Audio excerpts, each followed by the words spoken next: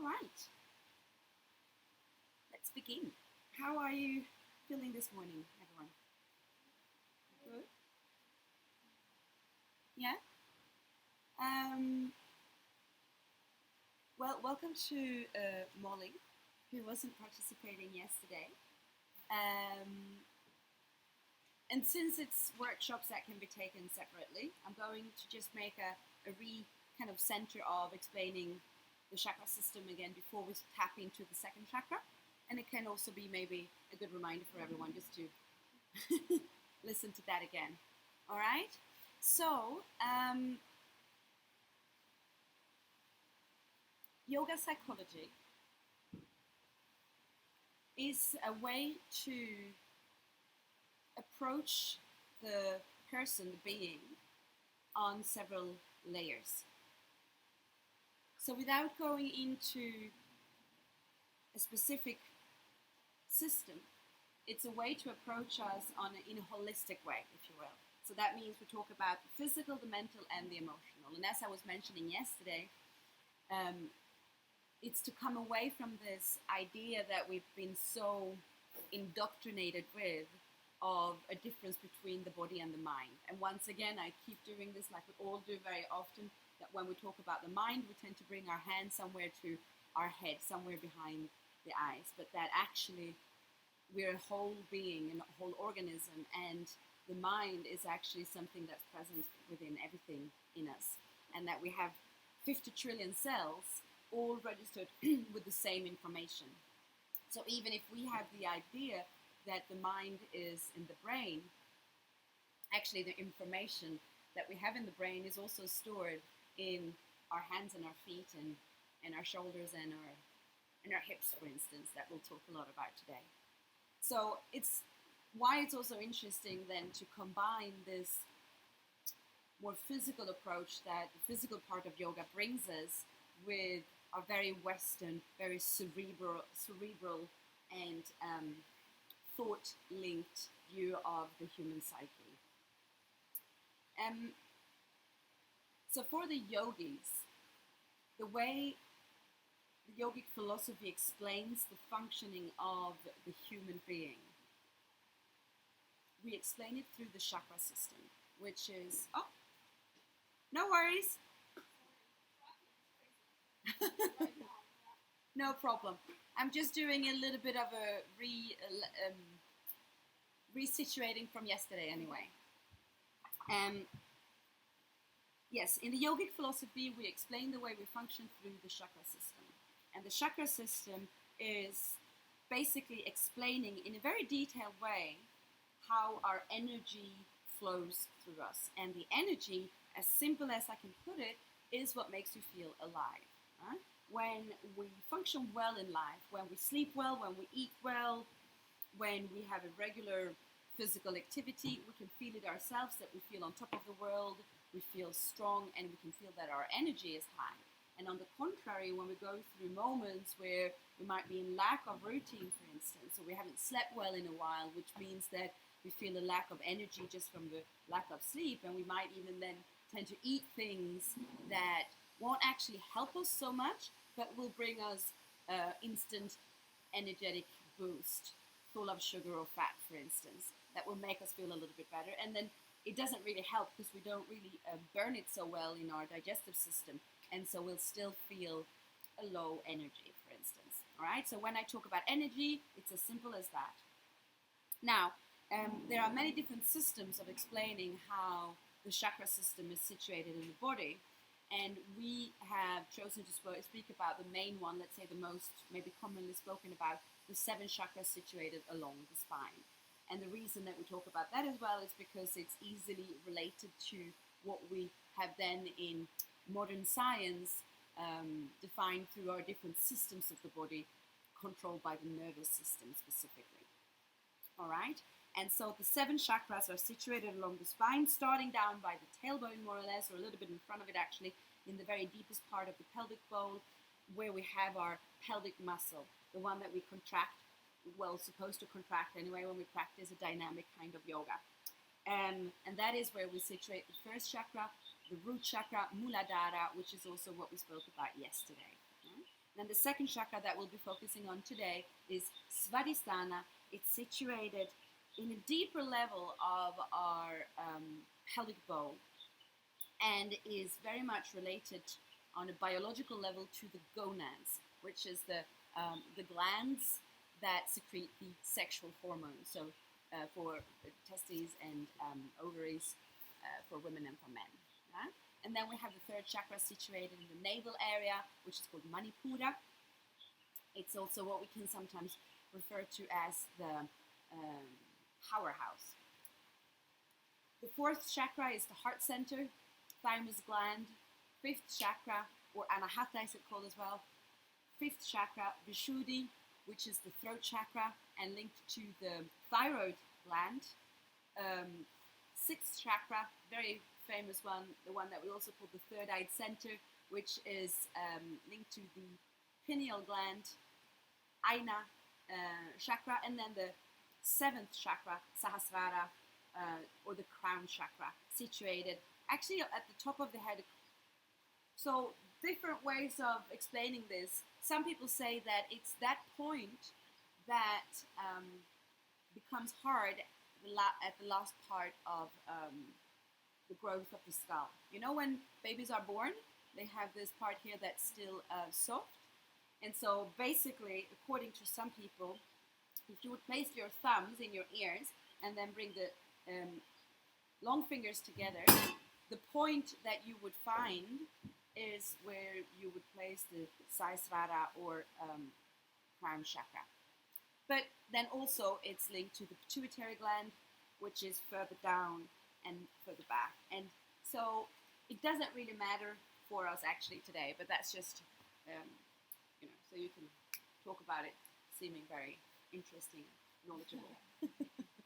Anyway, so basically the energy flows in the body through these chakras and through the nadis being the energy channels in the body, 72,000 of them, or what we would in modern science or in biology or medicine call nerve endings, all right? And when everything functions well, the energy flows freely in the body and through the chakras. The chakras are vortexes or whirlpools. It's basically the translation of it. We can't actually see them in the body because we're talking on an energetic level in the pranic body and the subtle part. And so if they function well, they let the energy distribute this way through them, right? And if they're not, if they're blocked, it's hard for the energy to flow through. Okay, and that means that it also blocks in the higher chakras. And it just brings a weakness and numbness as well into that part of the body.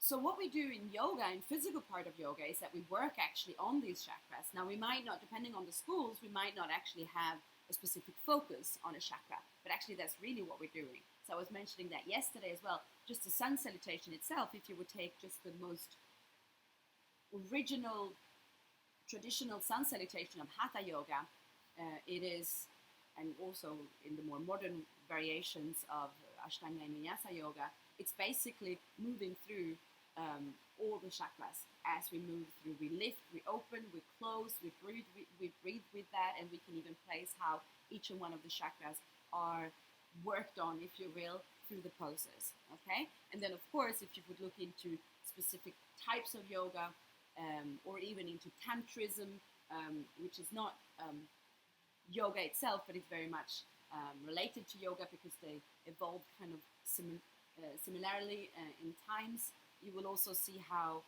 there's definitely a focus on chakras in tantrism, and so it's because it dates back to a time where that was the paradigm, so it's quite natural that they would come from different, same point of view basically when they were approaching the different philosophies. Kundalini yoga, which is also something very apart from the Hatha yoga that we know, is very much focused on chakras. And actually, I would say that specifically what we talk about today, Svadhisthana or the sacral chakra, Kundalini yoga is a really good practice to awaken and to work on this chakra. And the reason is, of course, that Kundalini is all about activating the energetic flow of the Kundalini. So the Kundalini obviously being the snake, as they describe it in Kundalini Yoga, that lingers down at the tailbone, and then you make the energy rise, right? And as I was speaking about yesterday, you might have remembered I was mentioning that what is called the Kundalini snake can be very much related to the vagus nerve, which is the thickest, biggest nerve that we have in the body that goes from the brain and down to the tailbone and following actually the spine. So there's a lot of, I didn't mention that yesterday, but there's a lot of illnesses, diseases in the world that are linked to vagus dysfunction, very much linked to nervous system disorders, which is very common actually, especially in the world that we live in today. That's quite stressful. But there's diseases like, just top of my head, Parkinson's. You know, the disease where it's with the trembling. It's very much linked to the vagus nerve. And what they've been doing in medicine since a certain number of years now to work on several of these diseases is to stimulate with electricity, very gently obviously, but the vagus nerve in order to heal these illnesses. And what are we doing when we're practicing yoga if it's not to stimulate the energy, electricity if you will, in the body to make actually, to make the vagus nerve move, I was going to say, but by movement we're stimulating the energetic flow, so therefore stimulating the vagus nerve. Even just meditation, even though you're sitting still, is actually stimulating the vagus nerve as well. Coming back to the second chakra. So first of all, before going into the second chakra, just so that you remember, as I was saying, we can relate this to the way we look at the body in a Western or modern science medicine point of view. Our physical body, if we look into it, if we actually open and look into it, we would find what they've declared of 10 different systems, starting with the nervous system being the one that controls it all. Nervous system has the central part in the brain, and then through the spine, which is like the freeway of the nervous system, the channel, the main channel, which is exactly how yoga explains it actually, with the main channel of the pranic flow as well. Through the spine and then into the periphery, into the nerve endings that goes into the body. So very similar then to this idea of the Kundalini or Sushumna, the main channel, and then the Nadis, and these nerve endings, 72,000 of them going out into the body. Okay? The other systems are then related to this. So depending on how the state of the nervous system, the other system will function more or less well. The endocrine system, which is the hormonal system, is then very interesting for us when we talk about the chakra, because more or less where we have placed these chakras in the body is where we have glands in the body. So as I was mentioning, for instance, typically the Shuddhi or the third chakra is where we have the thyroid gland. But then, of course, also the gonads, so our reproductive organs. So when we function well, if you will, if you imagine on the chakra level, when it's all functioning well and it's sending out the energy, that's when we feel well in our sacral chakra. And the same way, when our hormones are functioning well, when the glands are functioning, they're sending out, they're secreting the hormones. So it's very relatable, especially if we find that the whole idea of chakra and energy and it feels like far away from what we know. It's easily relatable, especially when we talk about second chakra, I find, when we talk about the gonads. And I would even say that in a certain way, a well-functioning sacral chakra, so well-functioning sexual organs, is also what makes us feel very alive. And I wanted to say this, and I'm putting this into in quotes, it makes us feel all woman or all man. In the sense that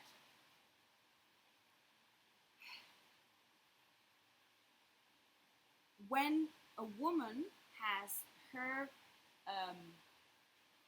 reproductive organs and gonads functioning well, we will actually live fully into the role of the feminine. Now, sometimes I find that it's challenging to talk about feeling all woman and all man, especially in these days, because there's so much this about this. Let me say it this way: when I talk about feminine and masculine, and it's very important, especially today, I'm not talking about anatomy as much, okay? Because actually, there are physical bodies, and inside of the physical bodies, there's male and female, all right? And actually, when we're at our best, is when we have a harmony between the feminine and the masculine within us, okay? So that means that when my gonads are functioning well and I feel all woman, it means as well that even for a man, it's allowing, for instance, our senses to speak to us and to allow for the energetic flow to become, right? And that works for women and for men. Do you see what I mean? That I'm not trying to make a category of what women are supposed to be or typically female or anything like that, or men, but that we have both within and that we can. And anyway, we don't feel well if we shut one part down. And I think actually what's good today then that we're all girls here, we're women, ladies, females, whatever. I think that we live in a world where everything that's defined as feminine, so coming from the creative source, the female side, has been devalued, which is why a lot of women has lost touch as well with what it is to feel just the feminine in them, as if that would be something negative. A lot of women, and saying this especially coming from where I come from,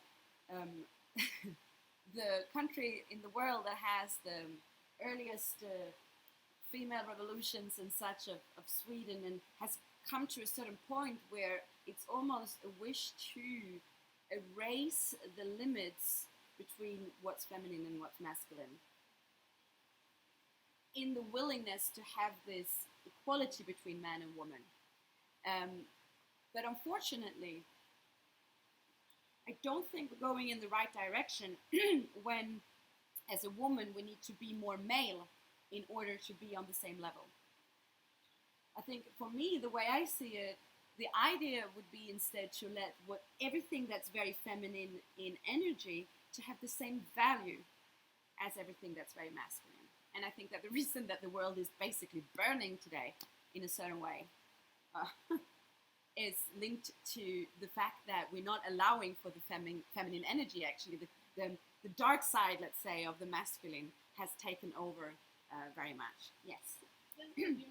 Oh, anyway, I think that what we have today is a need to get back into the female energy. And so when people are saying, I don't know if you've seen this, like videos that's out on social media about the future is feminine, I think the way I see that is yes, allowing for the feminine energy to come back to power, creativity, sensuality, softness, togetherness, and all of that. Not so much in this idea, let's break down the man, which I think a lot of men take it as that and they feel threatened, and especially with the Me Too movements and all of that, there's like a lot of stuff going on. So anyway, that was just a parenthesis to make sure that we all understand that when I'm talking about male and female here, I'm not trying to make categories of what women should be or are, or what men should be or are, okay? Just so that we're all very good on that. Perfect. All right, so yesterday we were talking about Muladhara and the root, how it's the first chakra that develops in life. So when we're born, this is the first chakra that starts to develop. It makes us feel connected to the earth. It's also then during our first year of life that we start to develop a relationship to what safety is and how we feel safe and secure in the world. And so that's also why I kept on talking about the idea of perception, because actually in life then, this means that I will have a look on the world from a certain perspective depending on what I experienced as I came into this world. And that's also one thing that I thought about this morning, actually, that I didn't mention yesterday. So This means obviously that our fear response will be triggered in different situations in adult life that can seem relatable or not to other people.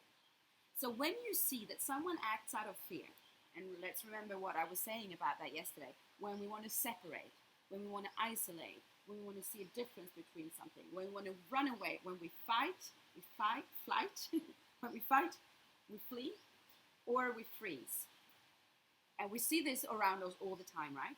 So when we see someone who's acting out of fear, we have to remember that even if for you, for us, it doesn't seem as if the situation is threatening, quite probably this is exactly what the person is experiencing, depending on what they linked to fear originally.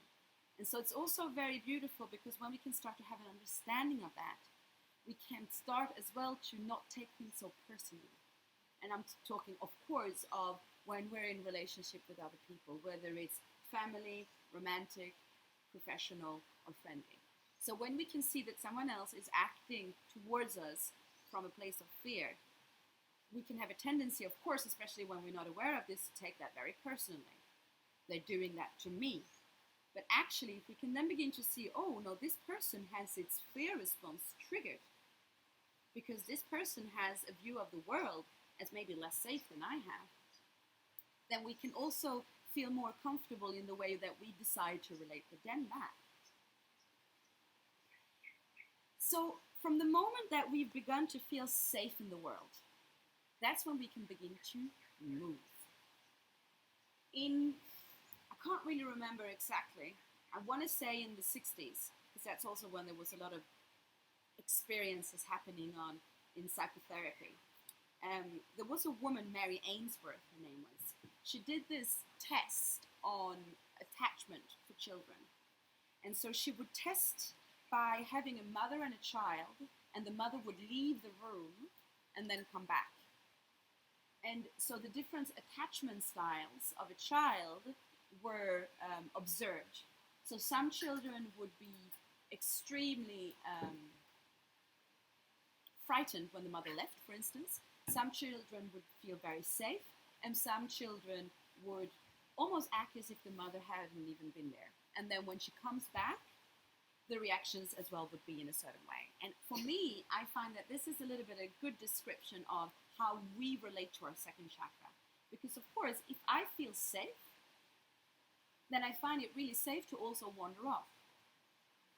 If, for instance, as a child, I feel safe with my mother and my father, I have no problem to begin to stand on my own legs. I mean, that's even an expression, isn't it? To stand on your own. Or is that? Yeah, it's an expression. At least in my language, it's an expression. To stand on your own feet, maybe. Yeah.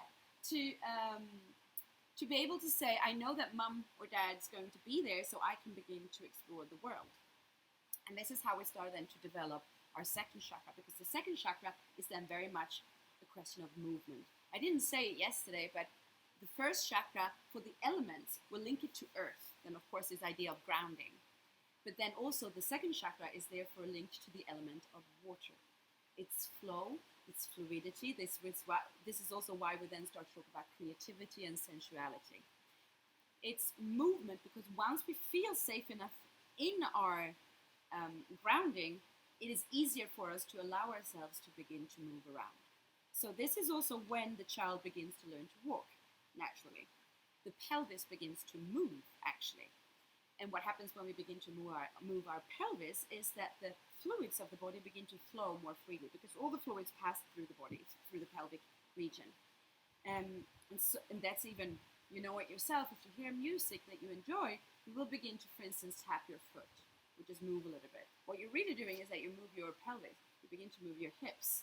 And actually what happens then is that if you settle enough in the sensation of feeling your sensations, you will begin to feel a little bit of a warmth, because what you're doing is that you're actually getting your energy to move a little bit.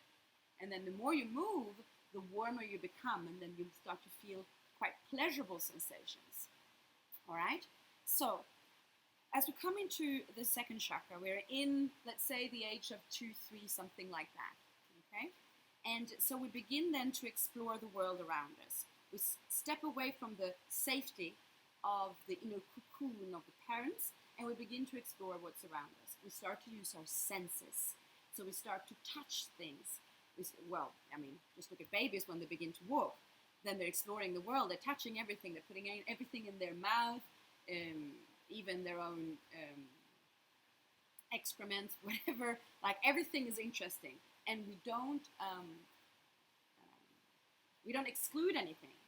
So this is when parents then start to, oh no, don't do that. Don't put that in your mouth, and because we're exploring everything, there's no separation from anything. All right, and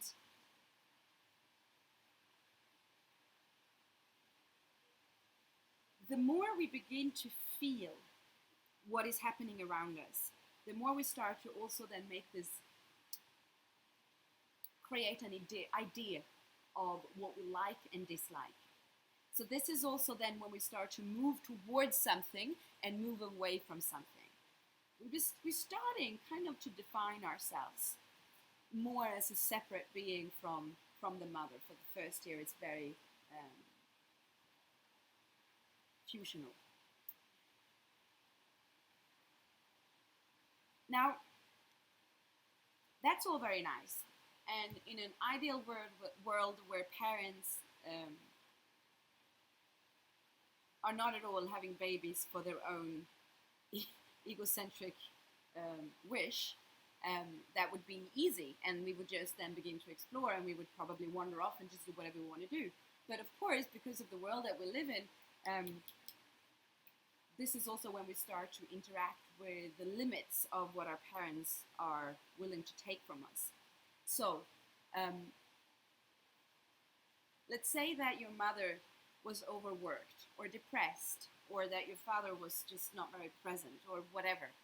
Just the very typical situations that we find in a society where we have a lot of obligations around us, and musts and rules. When a child becomes vivid and starts to move, easily the parent will respond by "don't do that," for instance.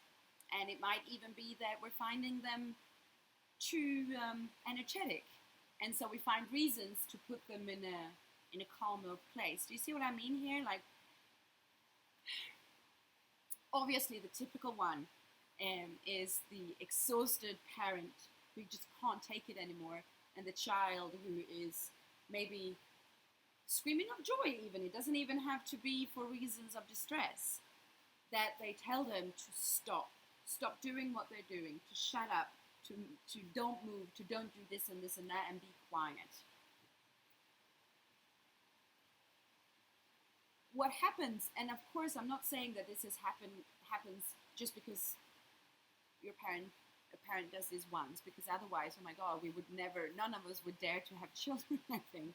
But obviously, when this is because of a situation that it's a recurrent thing that happens, as a child, basically what we do, just like in the first chakra, where our main occupation is survival, in our second chakra, we're still, of course, in this need of having the approval of the parent, because, well, they make sure that we survive.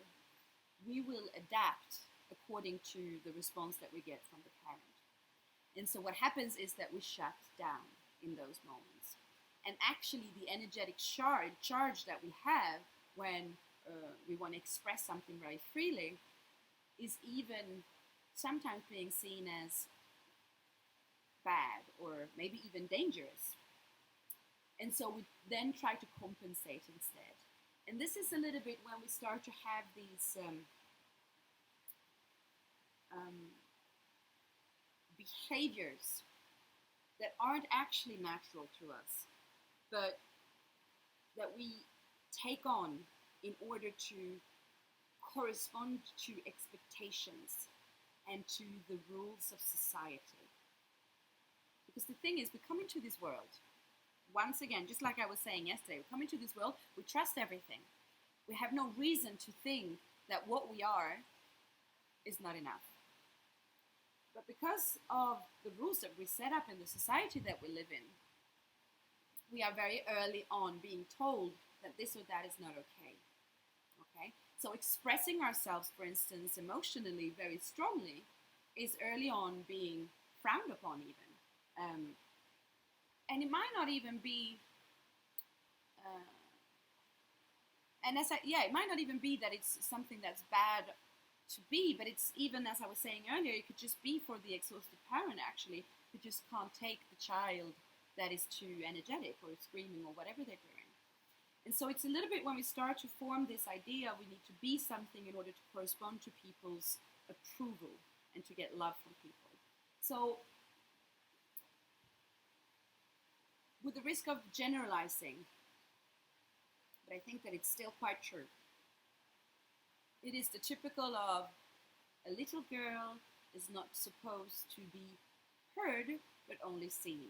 For instance, smile and nod kind of thing. All right? Little girls are pretty and they're nice and they don't make a mess and they stay quiet. Little boys have this as well, a little bit different, where it can be instead that little boys aren't supposed to be crying.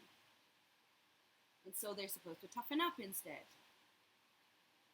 And unfortunately, these are these ideas, these roles that we have since many generations back.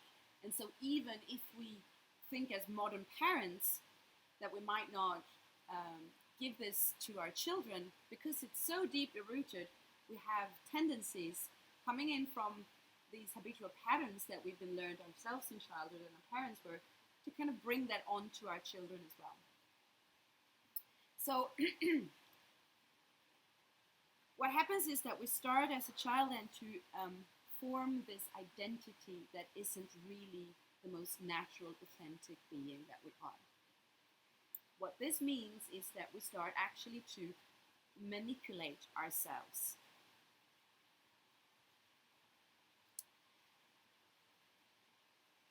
And it's when we encounter one of the first quite negative emotional states, the one that we call guilt.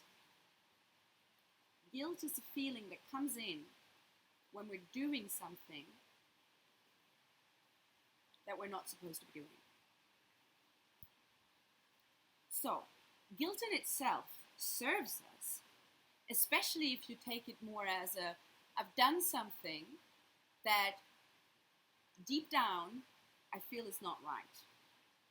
And so it serves me because it makes me feel, we all know that the feeling of guilt is quite strong and quite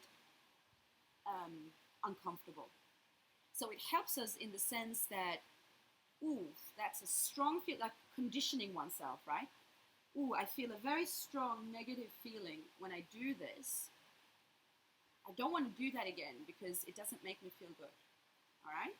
And so, of course, when it comes down to certain values that we have, and we do something that goes against them, we can see how this is serving us. So there's a healthy, let's say, side to feeling guilt. However, when it comes in more as a rule that's been taught to us, not because we feel deep down inside that this goes against my values, but more as a, oh, if I'm doing this, I'm doing something wrong because of what the law, the parent, or religion, for instance, is telling me, then it's less serving us, if you see what I mean. So without going into value, putting value in faith, spirituality, and religion in itself, if you look into some of the main religions in the world, now not the beliefs behind it, but how it's structured, the whole idea of that there is someone, a father figure, up in the sky, seeing every move that you have and judging you for it, and will send you either to heaven or to hell at Judgment Day. Well, it's a very good way to keep people under control, though, isn't it? Because then the feeling of guilt comes in very handy. Doing things. Now, there's also reasons in order to make the society function, of course, to structure in a certain way. Like, for instance, the whole idea of sexual promiscuity. Did I pronounce that right? And the guilt that comes in with that, linked to the idea of the institution of marriage, for instance, is understandable why that structure came in, because it's also a way to be able to control the masses. Otherwise, there would just be children all over the place, and who would take care of what, and all of that. So when they started to structure society, it's understandable that there were these rules that came in, and then using religion, because that's what's actually what people saw as authority as well, in a certain way. So it's understandable, but when you look into it from a different perspective, as in your own personal power, then it's quite sad, because it kills us in our creativity. And the reason that it kills us in our creativity is because, and let me take the example of a child again and the parent. Do you remember being a child and feeling bored?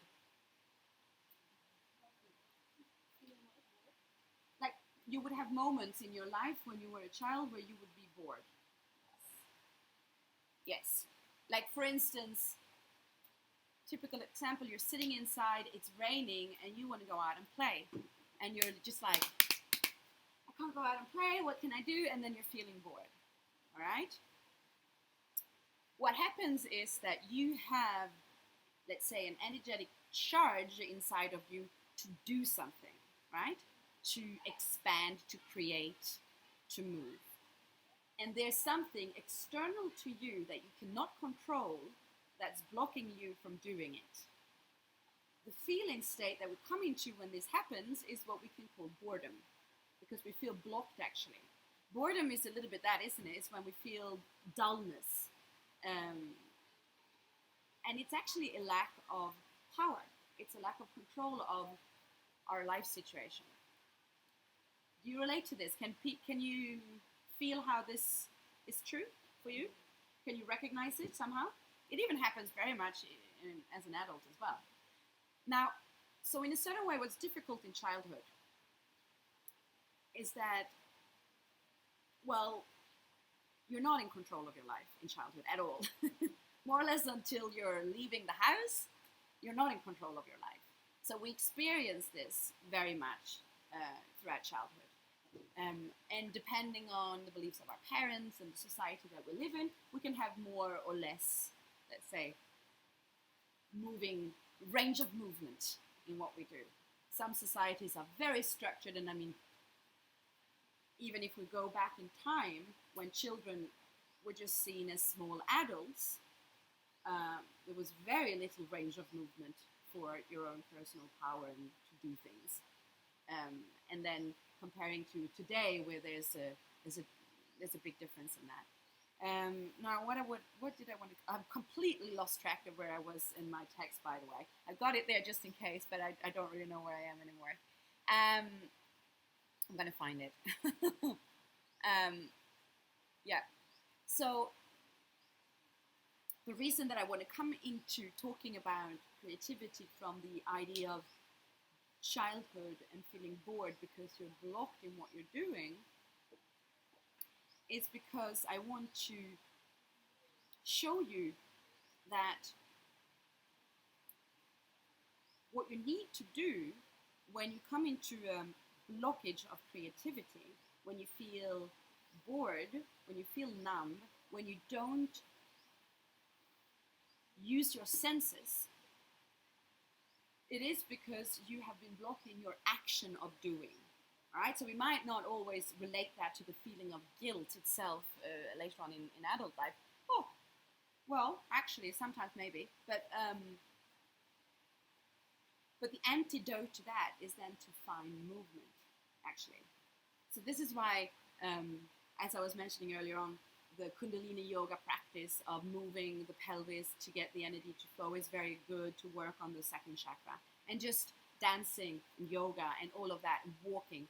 I mean, how many of you can relate to, I feel stuck, I need to come up with an idea, nothing's going through my mind, I need to go for a walk, and go for a walk, or I go for a swim, or whatever, and then all of a sudden I can feel a flow in the thought process. Yeah, so I need to get moving, actually, because we are moving beings. It's natural to us to move.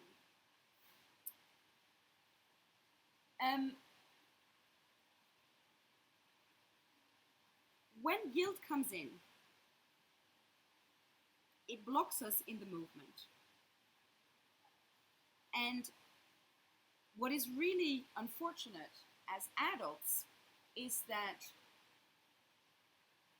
once again, with this idea of the law, of God or a parent, because it's all kind of representation of the parent, actually, the boss, that comes in with some kind of blockage for us in our movement. Coming in with judgment, for instance. So it's all putting us actually in a guilt trip. What is really unfortunate is that the idea of having a result to produce, which is usually what it happens when we're in a work-related situation, where the parent of the work situation, being the boss or someone superior, comes in and asks us for results, is that is what puts on the guilt straight away. So, ironically, what happens in later on in life when we're adults, when we can't produce a result, or should I say, when we can't be creative, it is because we've been asked to produce a result. When you were a child, without going into what we were saying earlier on about boredom, when you actually had the possibility to move, what you would do, which was like your job as a child, was to create, was to play. And you know this, you could play all day long. You could completely forget the notion of time and space. I'm sure that you can remember having played, and it's so vivid in your imagination what you're playing that you're not in your backyard. You're not in the playground or where you're in that space that you've created in your mind. And you are that person or whatever it is that you're playing, that you are an astronaut or an animal or whatever. And of course, the typical, that comes to mind for me anyway, the completely forgetting about time, and you're supposed to be home for dinner at 5 or I don't know what, and that's just, what, already? It's time? All of that, you're in a complete creative state, actually. And it's so natural to you. And just things like deliberate creation. So have you all heard of the law of attraction, right? Yeah. The law of attraction, or the law of karma, I would even call it, because it's action and reaction, really. And so the deliberate creation of your life, and you create your own reality and all of that. As a child, that was not something strange for you. You were constantly creating in your mind. So it's the most natural state, really, that we're in. And then it's when we learned this idea of guilt that came in and blocked us, and then started to becoming, to kind of, unfortunately, a little bit detached from the idea of an imaginary world. Because, I don't know, school, things like that. Like, no, well, that's your imagination. This is reality, and what's important is reality. You kind of lose the connection with this imaginary world that you had as a child. So what I want to get to with that is that later on in life, this whole creative power that you had and doing wonderful things had no notion of producing a result. As soon as you were bored with I shouldn't use the word bored, when you were done with the play, when you weren't feeling it anymore, you stopped and you went and did something else, right? And you didn't look back. It wasn't, oh, did I do it well? Did someone expect it to look a certain way, and does this define who I am? None of that was there. You stopped and you went on to do something else.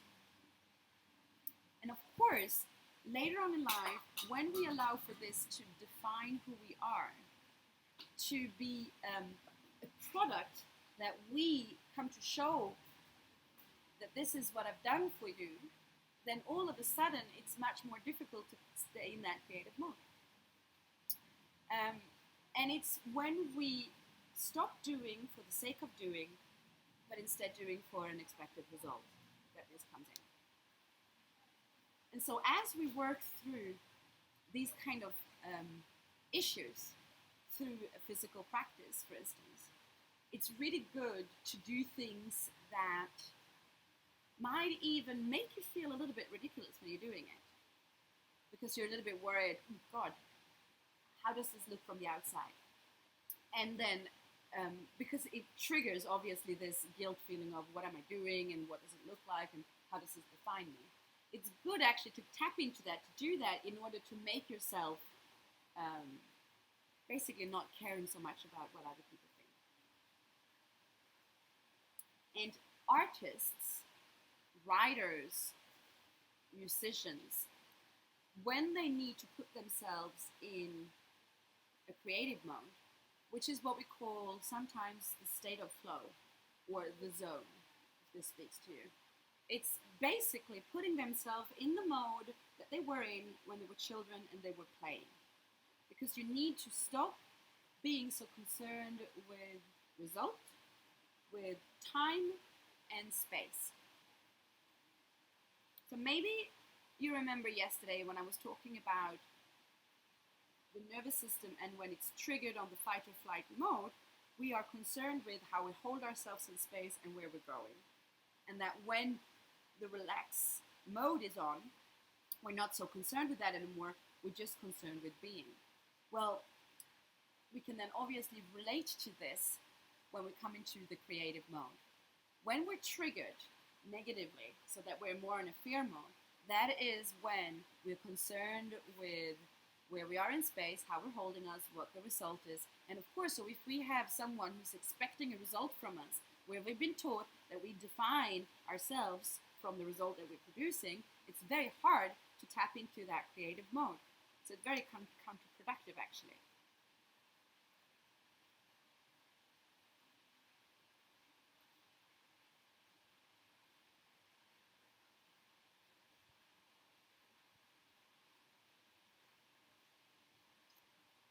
Now, one of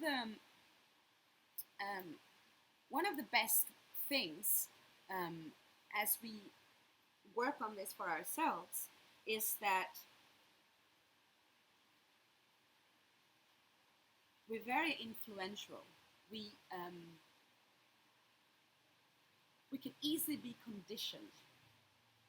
So, just like I was saying yesterday, to create a vessel for yourself through your body and a practice, a routine that will ground you, that you then repeat, for instance, every day, you're conditioning yourself to be able to find that safe place and then more easily be able to trigger it outside of the mat as well, to find your shine and to not go on fear mode. Well, it's the same with the creative mode. Have you noticed that if you found a place where you easily get inspired to whatever it is that you enjoy doing in a more creative way, it's easier to find creativity again if you keep going back to that place. The same way that there might be a certain music or a song that inspires you to something because you're associating it with maybe the first time you heard it. Even just the fact of when you wake up in the morning, and it can sometimes take you time to choose what you're going to wear because you're associating it very often with something. So there's days when you're just like feeling it, that I don't know, you feel like flowers today or whatever. All of these things are really beneficial for us when we're working on tapping back into a creative mode and feeling inspired. And the reason that we find it hard is all these things are things that can seem almost unnecessary. Oh, why do you have to take so much time to choose what you're going to wear today? Or, oh, why is it so important that you need to go and sit at that place to write or whatever it is that you're doing? We can easily actually put a guilt on ourselves, almost, for being picky when it comes into, I need to put myself in a creative mode. Can you relate to that? Or even just like external people. I mean, it's easy if we're single people doing whatever we want to do. But as soon as there's other people around us, and it doesn't even have to be that we're in a relationship or having a family, it can just be that we're in a group, we're with a group of people. All of a sudden, there's these like restraint, like, oh well, I don't want to go there, I want to go there, or whatever it is. So we can easily come into the feeling of guilt, putting on ourselves even, just for allowing ourselves to be a little bit selective in how we prepare our day. Does that make sense? Yeah. I mean, especially that idea of the clothing thing. Like, as a girl, how many times have you not even said to yourself, oh, I have a full wardrobe and there's nothing to wear. And then you're even kind of feeling yourself, oh my God, like a guilt almost, that you shouldn't be so concerned with those things or whatever. And actually, it's all part of putting yourself in the right state of mind in order to feel the best that you can be, and in order then to put yourself in a creative mode. So actually, I would say instead, yes, take the time to dress exactly the way you feel like today. And if you feel like today I want to put a red lipstick on because it makes me feel creative or whatever, then we should do so. And can you see how there's a difference between doing that for me to putting myself in the right state and doing it to expect for other people's expectations? There's a difference there. Yeah? Did you want to say something? Yeah, I want to say, I guess also society puts those boxes in us. It's like, you're just like, we're working 9 to 5, and like, we feel inspired at 6, or like, yeah, just like the office days. Absolutely. Just look at what most office building looks like for people who work in your 9 to 5 job. I mean, it's not very inspiring, is it, very often? Yeah. And, and then you go out to the coffee machine and everyone's there waiting for their turn, and no one looks very happy, so it's not very inspiring, is it? And so it all actually seems like a luxury. I mean, I don't know how many of you live here or like are here for a longer period of time, but the number of people when you say that you live here who goes, oh, you're so lucky. So it's almost as if there's a little bit of a guilt that comes in there. Oh, you're so lucky. Well, actually, yeah, it's a choice that you make, and there's things that you give up in order to do certain things. But I think that we're driven by guilt in a lot of things.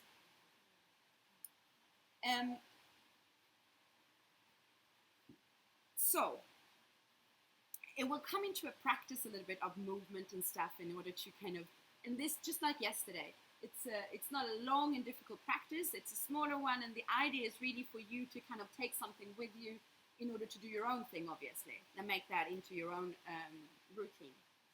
But there's one thing that I really want to go into here, which I find really interesting, and we're coming into the more psychological point of view. So, because in this part, the second chakra, everything that's linked to then our pelvic bowl, the gonads, sexuality, desire, and pleasure. We are talking about sensations, all right? It's feeling.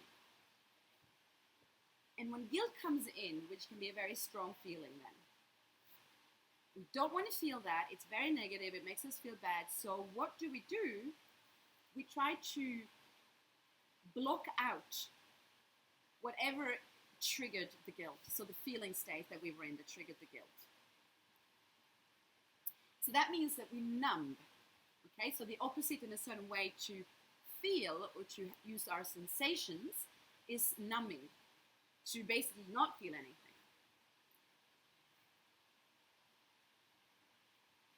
And what is extremely interesting, I find, is that we numb in the body. So the more we don't allow ourselves to feel things, to experience and to enjoy, the more rigid our physical body becomes. Starting from, of course, the source, the hips, the pelvis. Once again, in the experimental times of the 50s and 60s, there were some very interesting researchers everywhere in the world, but you hear a lot about in America in a way, who were developing these therapeutical exercises where you use the body in order to tap into stuff that we pushed away. And it's interesting, the results, because they had really wonderful results. And it's interesting because when you start to look a little bit at what they were doing, it looks very much like Kundalini Yoga, for instance. So there's a lot of things where it's about to move the pelvis. And there's even these like almost baby-like movements to do, because these blockages happen very early on. And people then tap into that part of the body, moving a lot. This is why Kundalini has a lot of, this is not why Kundalini has it, but this is why Kundalini works so well with it. There's a lot of rapid movements in order to trigger the energetic flow. And then there's movements from the pelvis, there's movement from the breathing. And it puts us in a very specific state. And then there is an emotional release that happens that can be extremely beneficial, because an emotional release, like the main one that's enormous for us all, is crying. Emotional release through crying. You can even feel it yourself. When you finally allow yourself to cry, you can feel like a relaxing sensation afterwards and a clearing of the mind. That's just amazing, right? So it's so interesting when you begin to look into the idea again that you are the sum of all your past experiences. So your body is your subconscious mind. Whatever you don't really want to acknowledge or remember, or it doesn't just serve you, you block it somewhere and then you numb it so that you don't have to feel this again. Because there's one thing we all have in common, one thing for sure, it's that if we can avoid pain, we will, by any means. So if we can take something that feels uncomfortable and we put it away and we numb it, after a while, the whole pelvic area becomes blocked. And how much don't we see in our modern world people with super tight and blocked hips? And you can't even feel their hips and their legs. I mean, it's incredible, actually. One person, like I was mentioning some names yesterday, Alexander Lowen, Lowen, was one of these people who in the 60s wrote about and did different kinds of experimental exercises and stuff in therapy. He wrote a book that I would definitely recommend on the matter, which is called Fear of Life. It is almost as if we're so afraid of feeling that we numb, but by fearing feeling, we're actually not living, really. So when the more you numb a feeling state that you don't want to feel. Now the thing is, we can't just numb one feeling state. We put ourselves away from our feelings completely. We can't choose to not feel negative emotions, but only positive emotions. We put it all away. So the more we numb something we don't want to feel the pain, the more we numb the positive as well. This is how we get into sadness, because we're actually detaching from life. Life means to feel. If you don't feel, everything becomes artificial. And this is, that feeling, or I don't even know if I should call it a feeling, when you feel very separate, and it's almost as if there's a grey filter over everything. Nothing makes you happy anymore. And it's almost as if you need to trigger somehow in order to even feel anything. This is obviously what happens when we distract ourselves. So when we come that far that we don't really feel anything anymore, we just feel kind of numb and depressed in that. What we do is, in order to feel something, we find distractions. So this means we fill the void by eating, maybe, overeating. And then this is the whole idea of the comfort food comes in. Because what we want actually is comfort, and what we do is that we eat another piece of cake. But I would even go as far as saying that quite a lot of physical activities can be a way to try to feel again. Extreme sports, surfing, that adrenaline rush that we can get addicted to when we do something like surfing or rock climbing or even yoga are also actually ways to get addicted to start feeling something again. So what do we do? um,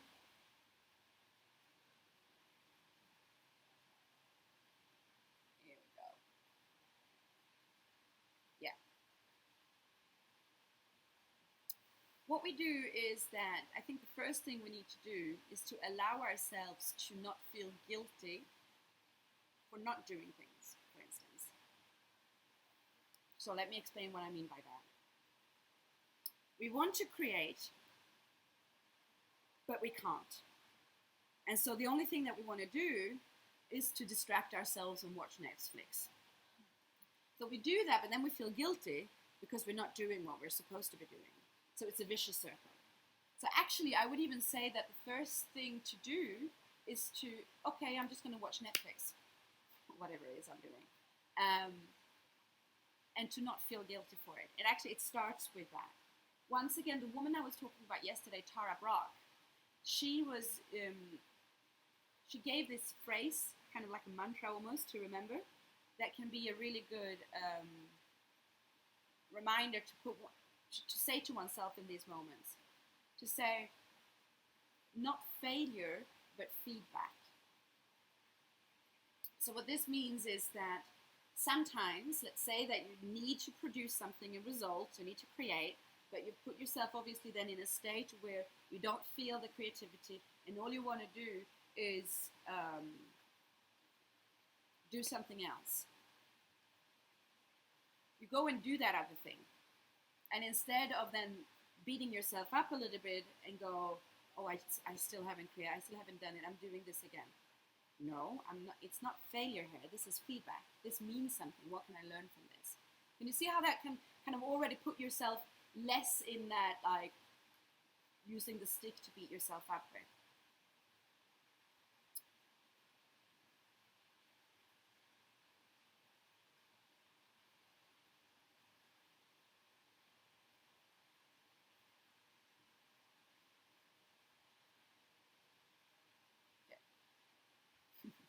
Oh yeah, and then my own personal favorite that I use actually myself very often. So so we all can be very motivated to do things right, and okay, I'm going to be creative today or whatever. And so we try to put ourselves in that situation, and we wake up, and then maybe everything goes wrong. Sometimes that just happens, and then we become very frustrated, and it doesn't go the way we wanted it to go, and this is just going to put us back into that kind of negative spiral.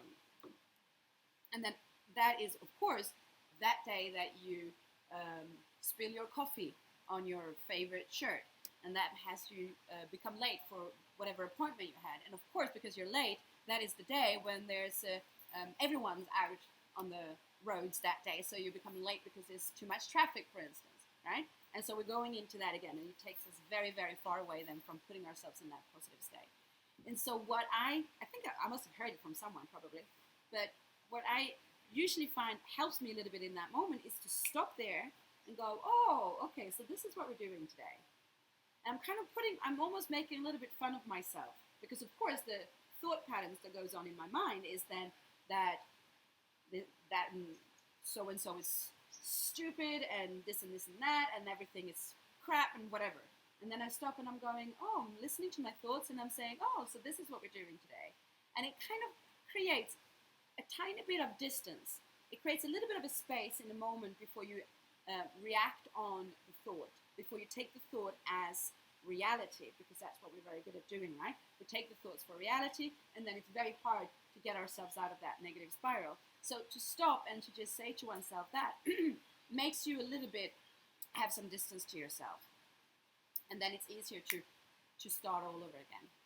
And of course, one of the things that we'll be doing now, because it's definitely time to start that, is to have that routine that I was talking about yesterday as well.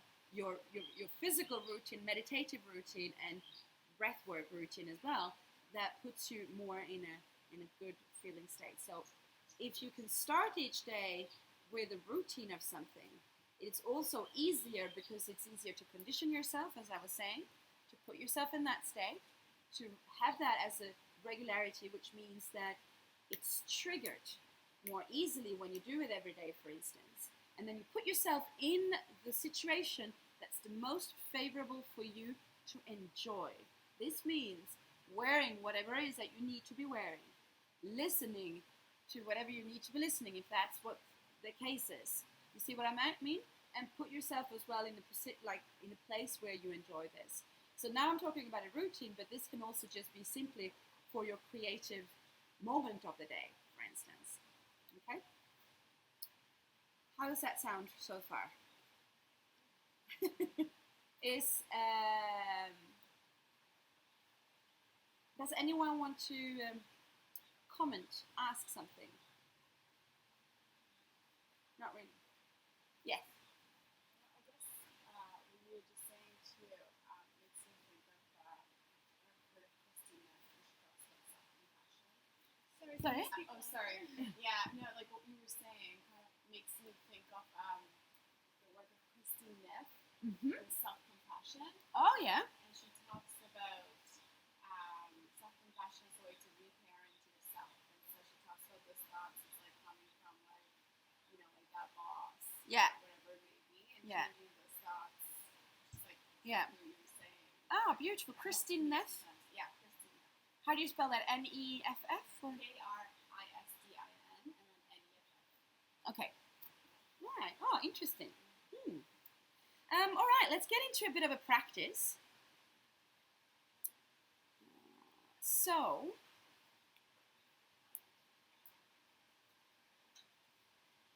come into a seated position.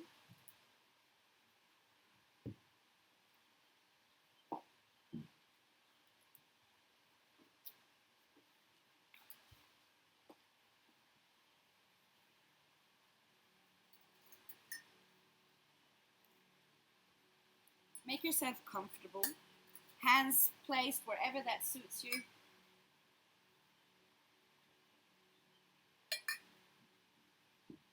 Straighten out your spine.